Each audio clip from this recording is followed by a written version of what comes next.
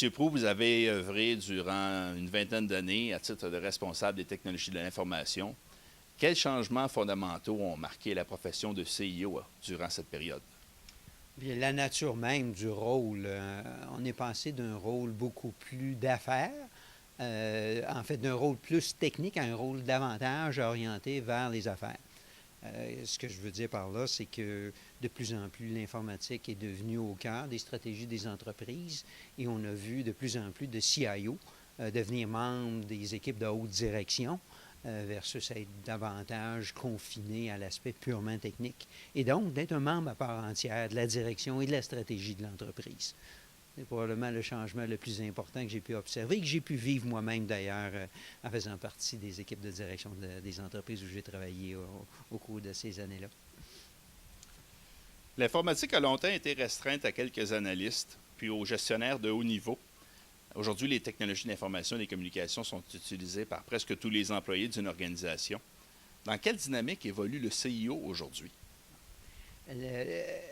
En fait, peut-être définissons brièvement le rôle du CIO dans une entreprise. Les gens ont à prime abord une impression que c'est un rôle à caractère technique. La première caractéristique, j'ai parlé du rôle d'affaires, le rôle primaire d'un CIO, c'est de rallier les bonnes ressources à une vision. Et je vous dirais, un des défis les plus importants auxquels moi j'ai fait face dans ma carrière et que j'ai relevé avec plaisir, c'est toute la partie de la gestion des ressources humaines. En fait, on reconnaît dans le milieu que les ressources en technologie de l'information, souvent on va utiliser le fameux cliché, qui ne sont pas très fidèles aux organisations. En fait, cliché avec lesquels, en passant, je ne suis pas d'accord. Ce qui crée la fidélité, c'est le leadership des gestionnaires. Et essentiellement, un CIO, donc je reviens à ça, l'adéquation. Quand on parle qu'il y avait auparavant quelques analystes ou quelques types d'emplois, quand on regarde la gamme d'emplois que ça requiert maintenant de faire fonctionner une équipe en technologie de l'information, ça prend quelqu'un qui est très habile, donc, pour garder des gens motivés et les attirer dans une entreprise. Des finissants d'institutions collégiales et universitaires et des jeunes recrues sur le marché du travail seront les responsables des technologies de l'information de demain. Qu'est-ce qui caractérisera la profession des CIO des prochaines générations? Bien candidement, je ne suis pas certain de connaître la réponse.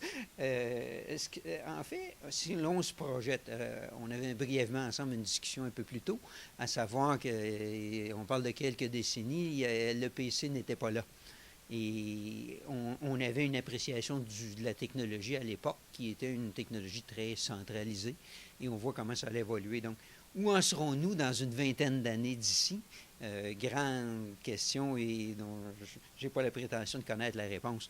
Je demeure cependant convaincu que le CIO des années futures devra d'abord être avant tout quelqu'un qui est capable de faire l'adéquation entre ce que seront ces technologies-là et les besoins des entreprises. C'est dans le rôle primaire d'un CIO, c'est d'être capable d'avoir cette perspective d'affaires-là de plus en plus. Deuxièmement, je reviens sur cette notion-là d'avoir la capacité de motiver des gens à travailler pour une entreprise. Et effectivement, troisièmement, du côté technologique, de savoir s'entourer de gens, parce que si le CIO a la prétention d'être lui-même celui qui connaît toute la technologie, il risque fort de faire fausse route. Merci beaucoup, M. Proulx. Ça fait plaisir. À la prochaine.